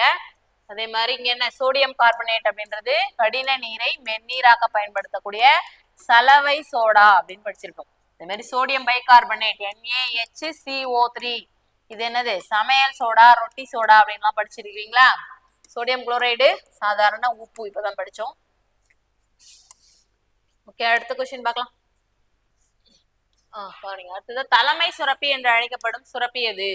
தலைமை சுரப்பி என்னன்னு பாத்தீங்கன்னா பிட்யூட்டரி, நம்மளோட மூளையோட அடிப்பகுதியில் இருக்குன்னு படிச்சோம் இல்லையா. இந்த பிட்யூட்டரி என்ன பண்ணா மற்ற சுரப்பிகளின் இயக்கத்தை எல்லாம் கட்டுப்படுத்தக்கூடியதா இருக்கும், மற்ற சுரப்பிகளின் செயல்பாடுகளை ஒழுங்குபடுத்தக்கூடியதா இருக்கும். அதனாலதான் இது வந்து தலைமை சுரப்பி அப்படின்னு சொல்லுவோம். சுரப்பிகளின், நாளமில்லா சுரப்பிகளின் அரசன் அப்படின்னு கூட சொல்லுவாங்க. அதே மாதிரி தைராய்டு பார்த்தோம் இல்லையா, கழுத்துல இருக்கக்கூடிய ஒரு ஹார்மோன். இது வந்து ஆளுமை ஹார்மோன் அப்படின்னு சொல்லுவாங்க. தைராய்டு ஒழுங்கா ஃபங்க்ஷன் ஆச்சுன்னா அவங்க வந்து ஆளுமை பண்புகள்லாம் ஒழுங்கா இருக்கும். அதனால இது வந்து ஆளுமை ஹார்மோன் அப்படின்னு சொல்லுவோம். அதே மாதிரி கணையம், கணையத்தை பத்தி என்ன சொல்லலாம்னா கணையத்து வந்து நாளமுள்ள சுரப்பியாகவும் நாளமில்லா சுரப்பியாகவும் செயல்படக்கூடியது கணையம் அப்படின்னு சொல்லுவோம். இந்த கணையத்துல இருக்கக்கூடிய இந்த லங்கர்ஹான் திட்டுக்கள்ல ஆல்பா செல்கள், பீட்டா செல்கள் ரெண்டு இருக்கு. இதுல இந்த பீட்டா செல்கள்ல சுரக்கக்கூடிய இந்த இன்சுலின் குறைபாட்டினாலதான் நமக்கு என்ன நோய் வருதுன்னு பாத்தீங்கன்னா சர்க்கரை நோய், டயாபெட்டிஸ் மெல்லிடஸ் அப்படின்னு சொல்லக்கூடிய ஒரு நோய். ஓகேவா? இது நாளம் இல்லா சுரப்பியாக இது சுரக்கும் இந்த ஹார்மோன்களை. ஓகேவா? அதுக்கடுத்தது தைமஸ் சுரப்பி எதை சுரக்கும் அப்படின்றத நீங்க கமெண்ட்ல சொல்லுங்க. ஓகே, அடுத்ததா பாருங்க கூற்று 1 கூற்றுகள் கொடுத்துருக்காங்க. எந்தெந்த கூற்றுகள் சரி அப்படின்னு பார்க்க போறோம். மொத்தம் ABCDEK என 6 வைட்டமின்கள் உள்ளன. கொழுப்பில் கரையும் வைட்டமின்கள் ADEK. ஓகே, சரிதான் இல்லையா? நம்ம ஃபர்ஸ்ட் கொஸ்டினே பார்த்துட்டோம், ஃபர்ஸ்டே பார்த்துட்டோம் இல்லையா? BC வைட்டமின்கள் 6 வகையா சொல்லியிருப்போம். அதுல Bலயே ஒரு சில டைப்ஸ் இருக்கும், அதை சொல்ல முதன்மையான வைட்டமின்கள் இந்த 6 தான் சொல்லுவோம். இதுல இப்ப ABCDEK 6 வைட்டமின்கள் இருக்கு. இதுல கொழுப்பில் கரையக்கூடியது வந்து பாத்தீங்கன்னா ADEK தான். BC எதுல கரையும்? நீரில் கரையக்கூடிய வைட்டமின்கள். இது அப்போ கூற்று 2மே சரிதான். 2ம் சரிதானே? கொழுப்பில் கரையும் தானே? ஓகே,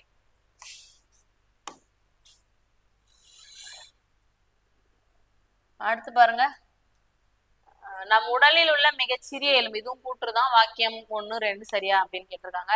நம் உடலில் உள்ள மிகச்சிறிய எலும்பு இடுப்பு எலும்பு. ஆமாவா? இல்ல இல்லையா? பார்த்திருப்பீங்க, படிச்சிருப்பீங்க நிறைய. நம்ம உடம்புல உள்ள மிகச்சிறிய எலும்பு எதுன்னு சொல்லுவாங்கன்னா நம்மளோட காதுல இருக்கக்கூடிய அந்த அங்கவடி அப்படின்ற ஒரு எலும்பு தான். ஸ்டேப்ஸ் அப்படின்னு சொல்லுவோம் இங்கிலீஷ்ல. அங்கவடி, தமிழ்ல அங்கவடி, ஸ்டேப்ஸ் அப்படின்னு சொல்லக்கூடிய அந்த எலும்பு தான் மிகச்சிறிய எலும்புன்னு சொல்லுவோம். அப்ப இடுப்பு எலும்பு அப்படின்றது தவறானது. அதுக்கு அடுத்துதான் நமது உடலின் மிகப்பெரிய எலும்பு தொடை எலும்பு. இது கரெக்ட் தானே? மிகப்பெரிய எலும்பு என்னன்னா தொடை எலும்பு. இங்கிலீஷ்ல என்ன சொல்லுவாங்கன்னா பீமர் அப்படின்னு சொல்லக்கூடியது, ஃபெமர் அப்படின்னு சொல்லுவாங்க. பீமர் அப்படின்னு தமிழ்லயும் ஒரு டேர்ம் இருக்கும், புக்ல எல்லாம் பார்த்துப்பீங்கன்னு நினைக்கிறேன். அப்ப மிகப்பெரிய எலும்பு தொடை எலும்புன்னு சொல்லணும். மிகச்சிறிய எலும்பு எது சொல்லணும்னா அங்கவடி எலும்பு, ஸ்டேப்ஸ் அப்படின்னு சொல்லக்கூடியது. அப்போ இந்த முதல் கூற்று தவறு, 2வது கூற்று தான் சரி. அப்ப எங்க இருக்கு பாருங்க, வாக்கியம் 1 தவறு, 2 சரி. ஓகே, அடுத்து பாருங்க. அடுத்து தைராய்டு ஹார்மோனை உற்பத்தி செய்ய உதவுவது. இது நிறைய வந்துட்டே இருக்கு இல்லையா? திருப்பி திருப்பி தைராய்டு தைராய்டு தைராய்டு 3-4 வாட்டி வந்துச்சு இந்த 50 கொஸ்டின்லயே. என்னது? அயோடின் இல்லையா? தைராய்டு ஹார்மோன் அப்படின்றது எங்க இருக்குன்னா நம்மளோட கழுத்துல இருக்கக்கூடிய ஹார்மோன். அந்த ஹார்மோன் ஒழுங்கா நமக்கு சுரக்கணும் அப்படின்னா அந்த ஹார்மோன்கள் நிறைய வேலை செய்யுது நம்மளோட உடம்புல. அதாவது வளர்ச்சிதை மாற்றங்கள் நிறைய இருக்கும். அதாவது உடல் பருமன் ஆகுறது, முகம் கழுத்துக்கிட்ட எல்லாம் வீங்கின மாதிரி இருக்குது. அதே மாதிரி குறைவா சொன்னுச்சுன்னா முன்கழுத்து கழலை அப்படின்னு சொல்லக்கூடிய அந்த காய்டர் வர்றது. அதே மாதிரி அதிகமா சொன்னாலும் ஒரு சில வியாதிகள் இருக்கும். ஹைப்போதைராய்டிசம், ஹைப்பர் தைராய்டிசம் அப்படின்னு சொல்லுவாங்க. அந்த தைராய்டு ஒழுங்கா ஃபங்க்ஷன் ஆகணும் அப்படின்னா அதுக்கு நம்ம என்ன தேவைன்னு பாத்தீங்கன்னா அயோடின் இல்லையா? படிச்சோம் இல்லையா? அது எதுலலாம் இருக்குன்னு சொன்னேன், உப்புல சேர்த்து கொடுக்குறாங்க. அதே மாதிரி கடல் உணவுப் பொருட்கள்லாம் நம்ம நிறைய எடுத்துக்கும் போது அயோடின் சத்து கிடைக்கும். அதே மாதிரி பாஸ்பரஸ், தாது உப்பு குறைபாடுனால என்ன நோய் வரும்னு பார்த்தோம்? ஆஸ்டியோமலேசியா அப்படின்னு சொல்லி பார்த்தோம். நைட்ரஜன் மனித உடம்புக்கும் தேவையான உப்பு தான், ஆனா தாவரங்களுக்கு தேவையான முதன்மையான ஊட்டச்சத்து எந்ததான்? அதாவது என்ன சொல்லுவோம்னா தாவரங்களுக்கு தேவையான முதன்மையான ஊட்டச்சத்து தான் நைட்ரஜன் சொல்லுவோம். கால்சியம் சொன்னோம் இல்லையா? எலும்புகள் பற்களுக்கு தேவையான சத்து அதிகமா எதுல இருக்குன்னா கால்சியத்துல பார்த்துட்டோம். அடுத்தது பாருங்க, உடல் திரவத்தின் வேதி கூட்டமைப்பினை ஒழுங்குபடுத்துவது எது? உடல் திரவத்தின் வேதி கூட்டமைப்பினை ஒழுங்குபடுத்துவது எதுன்னு பாத்தீங்கன்னா சிறுநீரகம். இதான் சொன்னோம் இல்லையா? நம்மளோட உடல்ல ரத்தத்துல இருக்கக்கூடிய அந்த சத்துக்கள் எல்லாம் பிரிச்சு அனுப்பிச்சு கழிவுகளை வெளியேற்றக்கூடிய வேலையை செய்யக்கூடியது எதுன்னு பாத்தீங்கன்னா சிறுநீரகம். படிச்சிருப்போம், அதுதான் சொல்லியிருக்காங்க. உடல் திரவத்தின் வேதி கூட்டமைப்பினை ஒழுங்குபடுத்துவது அப்படின்னு சொல்லி. அதே மாதிரி கல்லீரல் பத்தி படிச்சிருப்பாங்க இல்லையா? மிகப்பெரிய செரிமான சுரப்பி அப்படின்னு சொல்லி படிச்சிருப்போம். கல்லீரல் என்ன சுரக்கும்னு பாத்தீங்கன்னா பித்த நீர். இந்த பித்த நீர் எதுக்கு பயன்படுது அப்படின்றத நீங்க கமெண்ட்ல சொல்லுங்க. சரியா? கல்லீரல் வந்து மிகப்பெரிய செரிமான சுரப்பின்னு சொல்லுவோம், அதுல பித்த நீர் சுரக்குதுன்னு சொல்றோம். இந்த பித்த நீர் எதுக்காக பயன்படுதுன்றத கமெண்ட்ல சொல்லுங்க. அதே மாதிரி கணையம் வந்து நாளமுள்ள சுரப்பியாகவும் நாளமில்லா சுரப்பியாகவும் செயல்படும் அப்படின்னு சொல்லி பார்த்தோம். இப்ப நாளமில்லா சுரப்பியாக தான் லங்கர்ஹான் திட்டுகள்ல ஆல்பா பீட்டா செல்கள் இருக்கு. அது பீட்டா செல்கள்ல இன்சுலின் குறைபாடுனால சர்க்கரை வருது அப்படின்னு சொல்லி படிச்சொல்லி. அப்ப நாளமுள்ள சுரப்பியா எந்த சுரக்கும்? நாளமில்லா சுரப்பியாகவும் செயல்படும், நாளமுள்ள சுரப்பியாகவும் செயல்படும் சொன்னோம். அப்ப நாளமுள்ள சுரப்பியாக கணையம் எதை சுரக்கிறது அப்படின்றதையும் கமெண்ட்ல சொல்லுங்க. ஓகேவா? Okay, thank you.